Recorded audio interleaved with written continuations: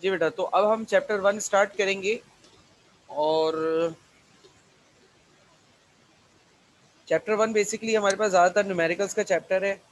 मैंने आप लोगों से कहा था कि कैंपस से असाइनमेंट्स को परचेज़ कीजिएगा। आई डोंट नो कि आप में से कितनों ने असाइनमेंट्स परचेज़ कर लिए हैं जाके, कितनों ने नहीं किए हैं, लेकिन आप लोग परचेज़ कर लीजिए क्योंकि इस चैप्टर में कुछ न्यूमेरिकल्स वगैरह हैं, वो हमें करने हैं। तो न्यूमेरिकल्स करने के लिए ज़रूरी ये है कि आप लोगों ने असाइनमेंट परचेज़ किए हुए हों। तो now moving on to our sir हमने चैप्टर। तो कर लिए थे। ठीक है बेटा, जिसने नहीं किए हैं वो कैंपस से जाके असाइनमेंट लाजमी तौर पर कल तक परचेज़ कर ले क्लास से पहले पहले, बिकॉज अब हम इस चैप्टर में न्यूमेरिकल्स ही हैं जो मैंने करवाने हैं आपको। कोई एज सच थ्योरी है नहीं इसके अंदर, ठीक है ना। तो न्यूमेरिकल्स के लिए आपके पास वो होना ज़रूरी है। आज का काम तो फिलहाल हो जाएगा बिना असाइनमेंट के, लेकिन अगली क्लासेस से नहीं होगा। तो सर इंट्रोडक्शन दूसरे टू चैप्टर में नहीं है? दूसरे चैप्टर में भी न्यूमेरिकल्स हैं, लेकिन वो मैंने अभी स्टार्ट किए नहीं है।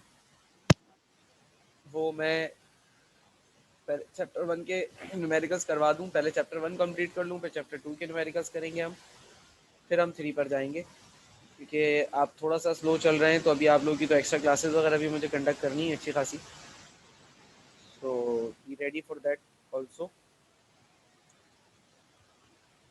चैप्टर 1 के न्यूमेरिकल्स देख लेते हैं। अच्छा, 1 में टॉपिक देख लेते हैं। सबसे पहला टॉपिक है बेटा मोल। मोल क्या होता है? Atomic mass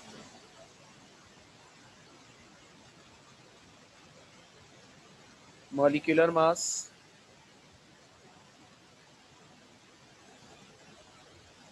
and formula mass when expressed in grams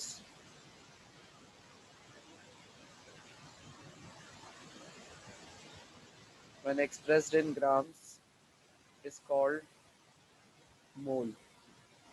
atomic mass, formula mass और मॉलिक्यूलर मास को जब ग्राम्स में एक्सप्रेस किया जाता है तो वो मोल कहलाता है। अच्छा, पहले इसका फार्मूला लिख लेते हैं, वो ज़्यादा बेहतर रहेगा। इसका फार्मूला क्या होता है मोल का, और इसका यूनिट यहीं लिख रहा हूँ। Its unit is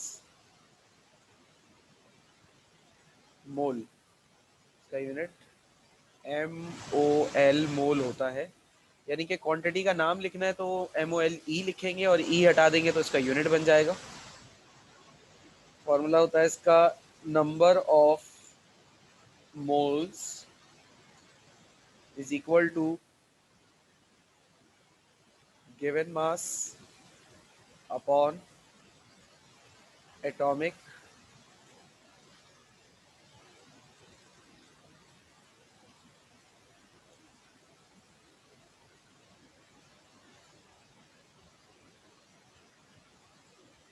given mass upon atomic mass, या फिर फॉर्मूला मास। ये आपके पास फॉर्मूला होता है given mass upon atomic mass या फॉर्मूला मास, ठीक है। अच्छा, इसको सिंबॉलिकली रिप्रेजेंट किया जाता है N is equal to W upon M। N का मतलब यहाँ पर नंबर ऑफ मोल्स है, W का मतलब गिवन मास है, और कैपिटल M का मतलब एटॉमिक मास या फिर फॉर्मूला मास है, ठीक है ना। अच्छा, अब ये कॉन्सेप्ट है क्या बेसिकली? देखो, जैसा कि डेफिनेशन हमसे कह रही है कि एटॉमिक मास, मॉलिक्यूलर मास या फॉर्मूला मास को जब आप ग्राम्स में एक्सप्रेस करें, किस में एक्सप्रेस करें? ग्राम्स में, तो वो क्या कहलाता है? Is called moles. यहाँ पे मोल लिखना था, वो मिस हो गया।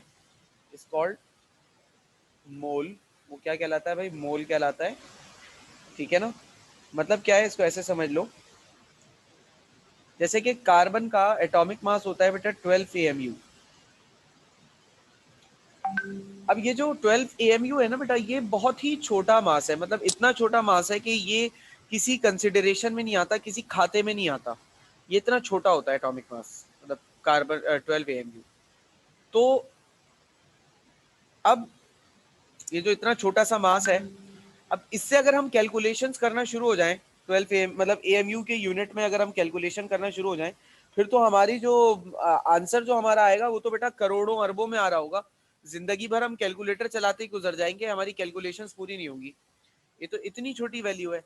मतलब एक जर्रे की वैल्यू भी जो होती है ना, एक जर्रा यानी कि एक छोटा सा जर्रा, जैसे चीनी का एक जर्रा या नमक का एक जर्रा, वो उसके मास की वैल्यू अगर उसकी भी हम कैलकुलेशन करेंगे AMU के यूनिट में, तो वो करोड़ों अरबों की वैल्यू आ रही होगी। तो सोचो जब उसकी वैल्यू करोड़ों अरबों में जा रही होगी इतने से जर्रे की, तो अगर हमारे पास कोई बल्क मास आ गया तो फिर उसकी कैलकुलेशन तो और ज्यादा मुश्किल हो जाएगी। इस मसले के तहत साइंटिस्ट ने क्या किया, उन्होंने इस 12 AMU को बदल दिया, 12 ग्राम कर दिया। उन्होंने कहा इसकी वैल्यू को वही रहने दो 12, बस AMU की जगह क्या कर दो, ग्राम कर दो। अब ये जो 12 ग्राम का वजन है ना बेटा, ये कम से कम इतना तो होता है कि आपको आंखों से नजर आ जाए। इस 12 ग्राम के वजन को हमने कह दिया 1 मोल ऑफ कार्बन। ठीक है। अब इसी तरीके से मिसाल के तौर पे अगर मैं कार्बन के 12 ग्राम की जगह 6 ग्राम ले लूं, तो बताओ कितना हुआ, कार्बन का मोल कितने हुए? Half mole of carbon, half mole हो गए। 0.5। Very good, half mole of carbon. कैसे पता भाई? सर 12 ग्राम पे जब 1 मोल है तो 6 ग्राम पे आधा हो जाएगा। अच्छा, अगर मैं 24 ग्राम ले लूं कार्बन, तो अब बताओ कितने मोल हुए? 2 mole of carbon. 2 2 mole. Mole 2 mole of carbon. ठीक है, वेरी गुड। अच्छा, इसी तरीके से कंपाउंड है एक मेरे पास, कार्बन डाइऑक्साइड। इसका मॉलिक्यूलर मास होता है 44 AMU। अब ये जो 44 AMU है, अगेन वही एक्सप्लेनेशन है कि भाई ये तो इतना छोटा है कि इसको तो हम कहीं कंसीडर भी नहीं कर सकते, ये तो इतना छोटा होता है। तो फिर क्या करें भाई, ग्राम में ले लो ताकि मोल बना लो। 44 ग्राम अगर मैंने कार्बन डाइऑक्साइड के ले लिए, तो 44 ग्राम कार्बन डाइऑक्साइड के कितने के बराबर होता है? 1 मोल ऑफ कार्बन डाइऑक्साइड के बराबर होता है। इसी तरीके से अगर मैं 22 ग्राम ले लूं, तो वो बन जाएगा 1 मोल ऑफ कार्बन डाइऑक्साइड के बराबर, सॉरी 1 मोल गलत लिख दिया मैंने, ये हो जाएगा कितना हो जाएगा ये? 0.5। Very good, 0.5 mole of carbon dioxide. 0.5। इसी तरीके से अगर मैं 88 ग्राम ले लूं कार्बन डाइऑक्साइड के, तो वो हो जाएगा 2 2 mole mole. Of 2 mole. Carbon dioxide. ठीक है। अच्छा, अब यहां पर साथ ही मैं तुम्हें मोल की डेफिनेशन भी बता देता हूं। Mass in grams of 1 mole of any substance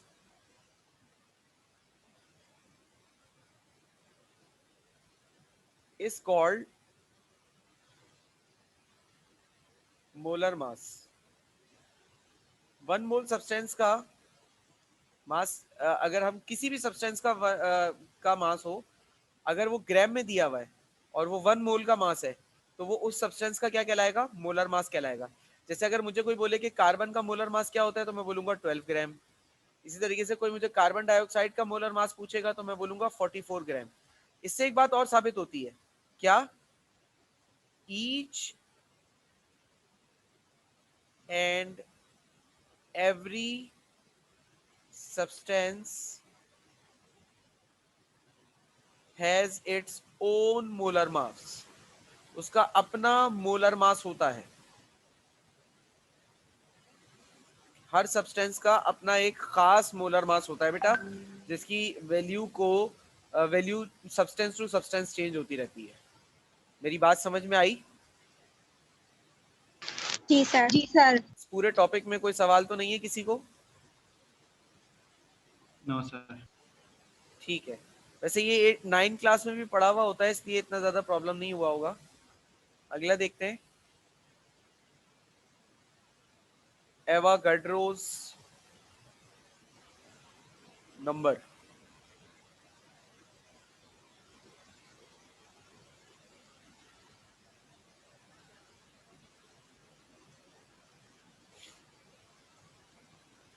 अच्छा जी, एवागाड्रोस नंबर क्या है भाई? 1 mole of a substance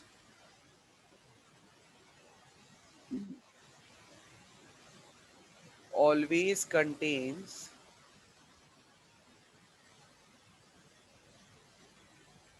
6.02 exponent 23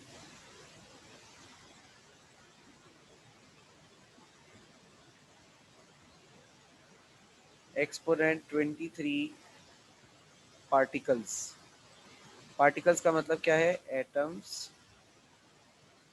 ions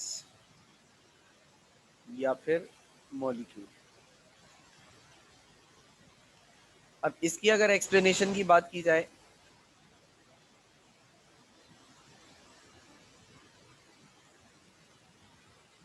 तो एक्सप्लेनेशन इसकी ऐसे दी जा सकती है कि मेरे पास मिसाल के तौर पे मान लो ये एक सैंपल है आयरन का। मेरे पास ये आयरन है, कितना? 1 मोल। इसके अंदर आयरन के एटम्स होंगे बहुत सारे। इसी तरीके से मेरे पास मान लो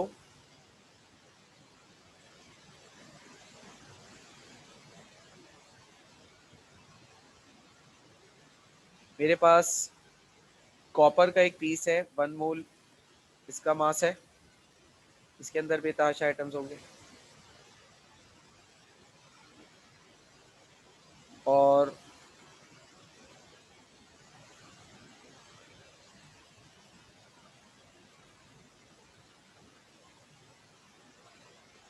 इसमें फॉर एग्जांपल, अच्छा अब ये कंपाउंड ले लेता हूँ मैं NaCl। अब NaCl के तो मॉलिक्यूल्स होंगे, ठीक है ना? NaCl के मॉलिक्यूल्स होंगे क्योंकि ये कंपाउंड है, एलिमेंट नहीं है। इसका भी कितना है? 1 मोल। अब तीनों सब्सटेंसेस का मैंने 1 मोल लिया हुआ है। अच्छा याद रखना, आयरन का 1 मोल होता है 56 ग्राम पे, कॉपर का 1 मोल यानी मोलर मास होता है 63.5 ग्राम पर, NaCl का 1 मोल यानी मोलर मास होता है 58.5 ग्राम पर। अब तीनों का 1 मोल ले लिया। अब इन तीनों के 1 मोल के अंदर, इन तीनों के 1 मोल के अंदर जो एटम्स या मॉलिक्यूल की तादाद होगी ना, वो एक जैसी होगी। कितनी होगी? 6.02 एक्सपोनेंट 23। ये होगी एटम्स या मॉलिक्यूल की तादाद। एटम्स या मॉलिक्यूल की तादाद। ये हाइपोथेसिस है एवोगाड्रोस का। उसने कहा, उसने ये बात कही थी कि भाई किसी भी चीज का अगर 1 मोल लेंगे तो उसके अंदर जो पार्टिकल्स की तादाद होगी वो 6.02 एक्सपोनेंट 23 होगी। जैसे यहाँ पर आप लोग देख सकते हो कि 1 मोल आयरन, 1 मोल कॉपर। अब ये दोनों चूंकि एलिमेंट हैं तो इसमें पार्टिकल्स कौन होंगे? इसमें पार्टिकल्स होंगे एटम। NaCl चूंकि एक कंपाउंड है तो इसमें पार्टिकल्स क्या होंगे? मॉलिक्यूल। सारी बात समझ में आई? जी सर। जी सर। ठीक है।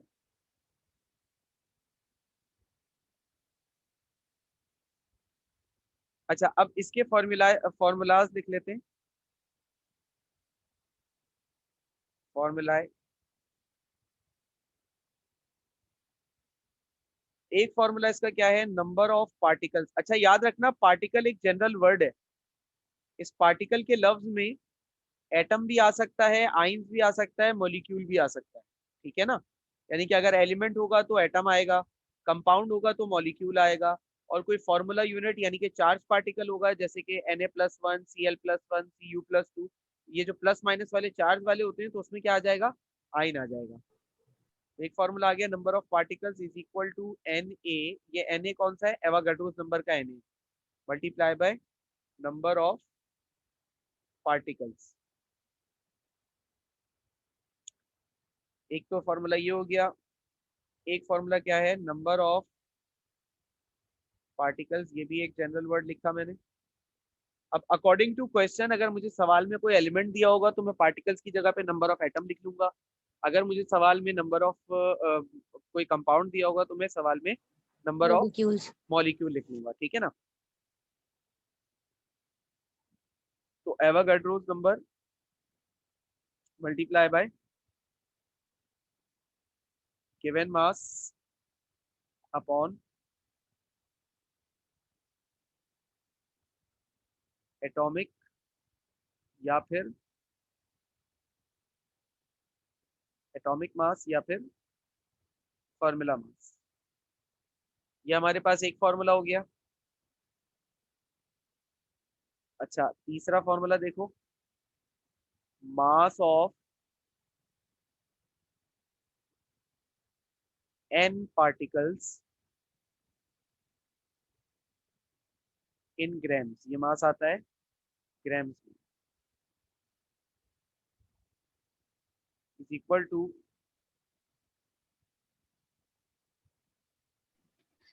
Sir atomic mass. जी बेटा।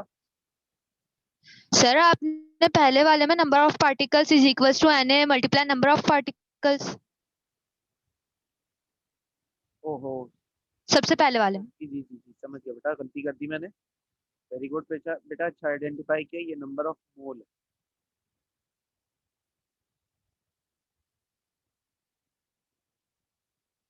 Avogadro's number multiply bye n। अब ये तीन फॉर्मूलाज हैं, तीनों फॉर्मूलाज को जरा सा ध्यान से देखो और थोड़ा सा इस फॉर्मूला को पहले समझो।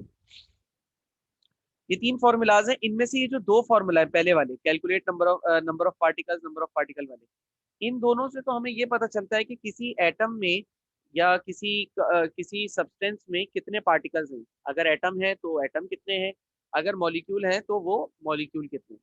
शुरू के दो फॉर्मूला से तो हमें ये पता चलता है। और इसका ना, इस सॉल्यूशन मतलब जब इसका आंसर निकालोगे तो इसका कोई यूनिट नहीं होता। ये बात भी याद रखना कि इसका कोई यूनिट नहीं होता। अच्छा सर, इसका यूनिट क्यों नहीं होता? बेटा बहुत आसान सी बात है। बेटा यूनिट अगर होगा, यूनिट कभी काउंटिंग का नहीं होता।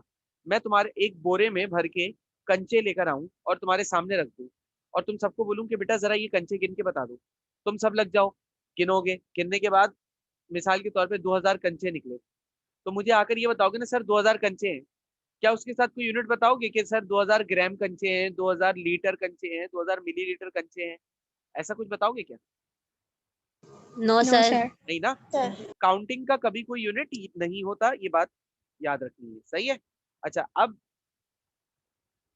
इसके बाद मास ऑफ एन पार्टिकल्स। अगर एन पार्टिकल की बात करें, अब यहाँ पर चूंकि मास की बात हो रही है, तो मास का यूनिट हमेशा याद रखना बेटा, मास का यूनिट होता है ग्राम्स। ठीक है, ग्राम्स या किलोग्राम, ये मास का यूनिट होता है। तो जब भी मास निकालोगे तो मास का कोई ना कोई यूनिट जरूर आएगा, यानी कि जब भी तीसरा वाला फॉर्मूला अप्लाई कर रहे होगे तो तीसरे वाले फॉर्मूला में हमेशा यूनिट लगेगा किसका? ग्राम्स का। शुरू के दो फॉर्मूलाज एटम या मॉलिक्यूल की तादाद निकालने के लिए, तीसरा फॉर्मूला मतलब मैं आया आपके पास, मैंने आपको एक शॉपर में 100 atom, 200 atom, 400 atom, 500 atom, 1000 atom, जितने भी एक तादाद एटम की या मॉलिक्यूल की डाल के दे दी, और मैं बोलूं बेटा जरा इसका वजन करके बताना। आपने उस शॉपर को उठाया, तराजू पे रखा, वजन किया, मुझे दे दिया कि सर इसका वजन इतना आ रहा है। तो तीसरा वाला फॉर्मूला बेसिकली ये है, और बाकी दो फॉर्मूलाज बेसिकली काउंटिंग है। बात समझ में आ गई है मेरी? जी जी सर. सर। चलो, अच्छी बात है अगर आप लोग मेरी बात को यहाँ तक समझ गए। अब इससे रिलेटेड एक आध प्रॉब्लम कर लेते हैं, ताकि आप लोगों को अंदाजा हो जाए कि फॉर्मूला में अगर सवाल आ रहा है या किस तरीके से आप इसको यूज करोगे। कुछ हम रैंडमली क्वेश्चंस क्रिएट कर लेते हैं। Calculate number of moles of 20 gram carbon. अब इसमें डेटा बनाओ। मालूम क्या करना है भाई? नंबर ऑफ मोल्स मालूम करने। सर नंबर ऑफ मोल्स मालूम करने, ठीक है। और ये क्या गिवन है? 20 ग्राम। 20 ग्राम बेटा मास होता है, याद रखना। ये क्या है? ये गिवन मास है आपको। कितना है भाई? 20 ग्राम है। अब जरा मोल के फॉर्मूला पे आओ। ये रहा मोल का formula, number of mole is equal to given mass upon atomic या फॉर्मूला मास। अच्छा, आपको एटॉमिक मास या फॉर्मूला मास भी तो चाहिए होगा। तो कार्बन क्या होता है? एलिमेंट होता है, कंपाउंड होता है? जल्दी से बताओ। एलिमेंट। Element. कार्बन एक Sir, एलिमेंट, element. तो एलिमेंट का एटॉमिक मास होता है, हमेशा याद रखना। और पेपर में एटॉमिक मासेस आपको गिवन होंगे, आगे पीछे ऊपर नीचे नजर घुमा के देख लेना 12 AM। अब इसका सोल्यूशन कर लेते हैं।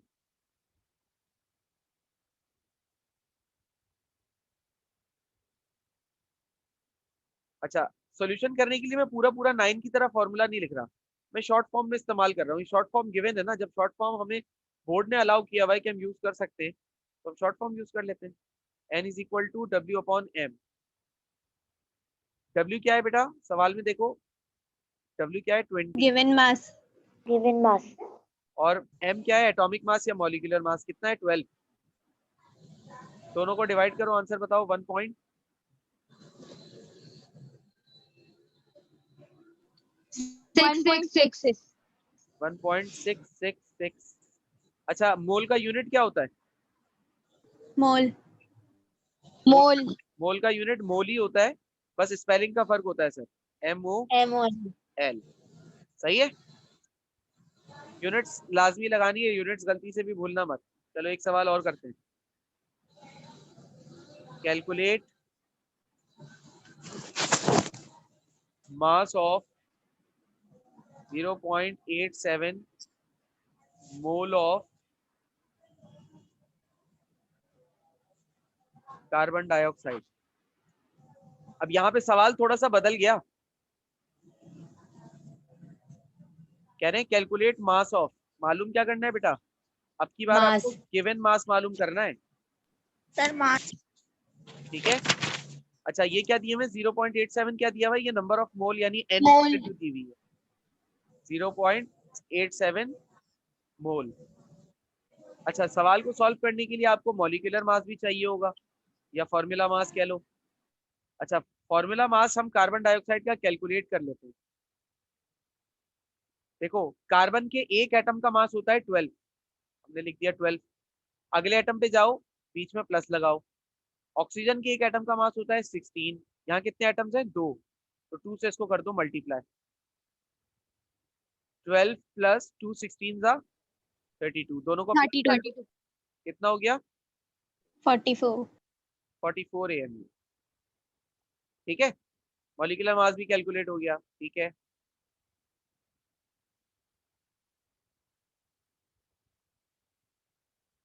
सॉल्यूशन करें, N is equal to W/M,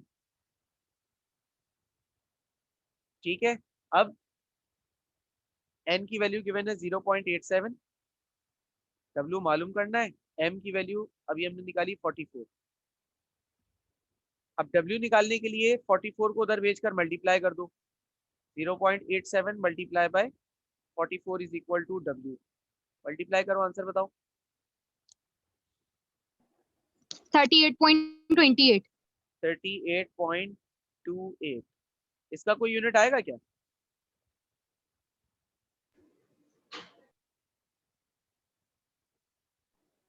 नहीं शायद। शायद, क्यों बेटा, आएगा ना, मास निकाल रहे हो ना, मास का यूनिट हमेशा याद रखना ग्राम्स होता है,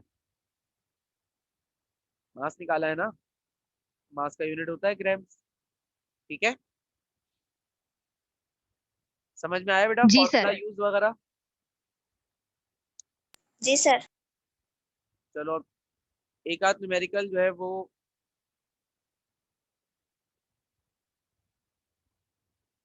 एवोगाड्रोस नंबर के हवाले से भी कर लेते हैं। Calculate number of particles in 2 mole of sodium. हाँ भाई, 2 मोल सोडियम के पार्टिकल्स बताने हैं। पहले तो ये बताओ कि सोडियम एलिमेंट है या कंपाउंड है? एलिमेंट। सोडियम एक एलिमेंट है, ठीक है। सर जिन लोगों को पहचानने में प्रॉब्लम हो रही है, बेटा फॉर्मूला देखो, अगर फॉर्मूला में सिर्फ एक कैपिटल लेटर लिखा हुआ नजर आ रहा है तो इसका मतलब एलिमेंट है, और अगर कैपिटल लेटर एक से ज्यादा नजर आ रहे हैं तो इसका मतलब कंपाउंड है। तो मालूम क्या करना है भाई, नंबर ऑफ पार्टिकल बताने। अच्छा एलिमेंट के पार्टिकल कौन होते हैं, एटम या मॉलिक्यूल, जल्दी बताओ। एटम। एटम होते हैं, very good. Number of atoms बताने हैं बेसिकली, नंबर ऑफ मोल्स दिए हुए हैं,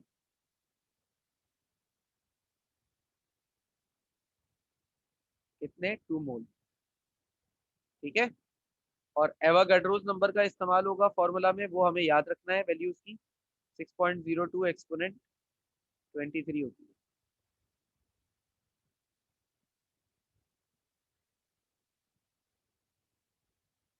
अब एवोगाड्रोस नंबर का कौन सा फॉर्मूला, ये पहला वाला फॉर्मूला यूज होगा, क्योंकि इसमें जो डाटा गिवन है उस डाटा के हिसाब से पहला ही फॉर्मूला हम लगा सकते हैं। क्या है, number of atoms is equal to Avogadro's number multiply by number of mole. Avogadro's number क्या है, 6.02 exponent 23 multiply by number of mole कितने हैं, 2। अब सॉल्व करने के लिए जब 2 को 6.02 से मल्टीप्लाई करोगे तो आंसर आएगा 12.04 12.04 एक्सपोनेंट 23 ऐसे ही लिख दो आंसर। अच्छा इसका यूनिट बताओ अच्छा यूनिट नहीं होगा, क्यों। नंबर्स की कोई क्वांटिटी तो काउंट नहीं होती ना इस तरह, आपने अभी काउंट तो बताया। काउंटिंग का कोई यूनिट नहीं होता सर, ठीक है। Okay sir. अच्छा जी, अगला सवाल देखें। Calculate number of particles in 27 gram of water. Water के 27 ग्राम मास दिया हुआ है, इसमें आपको पार्टिकल्स बताने हैं। अच्छा वाटर क्या है, कंपाउंड या एलिमेंट। कंपाउंड। कंपाउंड है, ठीक है। तो क्या आना चाहिए, नंबर ऑफ मॉलिक्यूल्स, मॉलिक्यूल्स। ये हमें मालूम करने। एवोगाड्रोस नंबर इस्तेमाल होगा सवाल में 6.02 एक्सपोनेंट 23 और क्या है, मास दिया हुआ है ना सवाल में, गिवन मास देखो कितना दिया हुआ है सवाल में, 27 ग्राम। 27 ग्राम। 27 ग्राम। अच्छा सवाल को सॉल्व करने के लिए मुझे फॉर्मूला मास की भी जरूरत पड़ेगी, आप कैलकुलेट कर लीजिएगा। कैलकुलेट करने का तरीका मैंने पहले भी सिखाया हुआ है, मैं डायरेक्ट लिख रहा हूँ, 18 mu।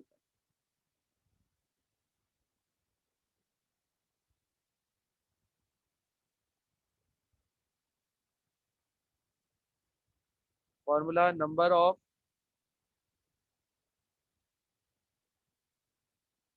molecules is equal to Avogadro's number multiplied by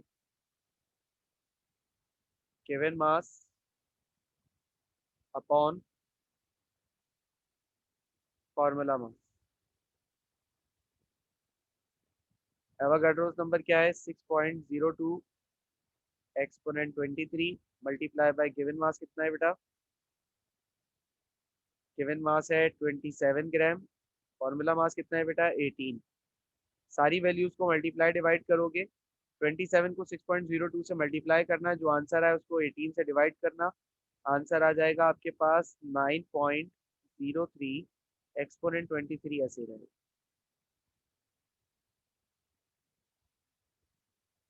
ठीक है, कोई सवाल अभी तक।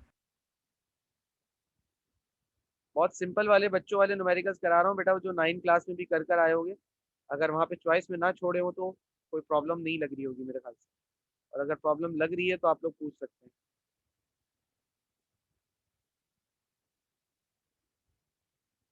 Calculate mass of 2000 particles of carbon.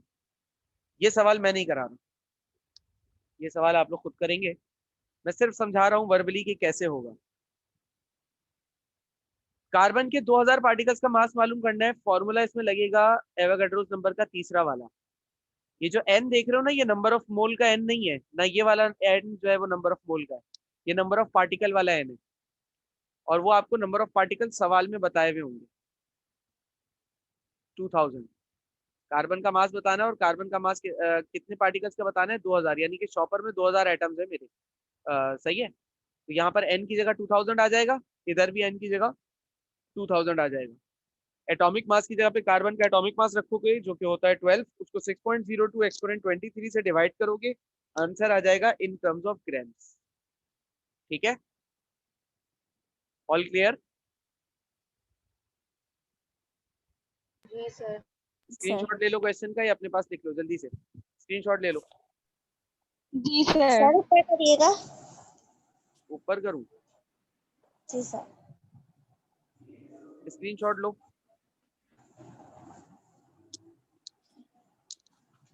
हो गया? सर और ऊपर करिएगा।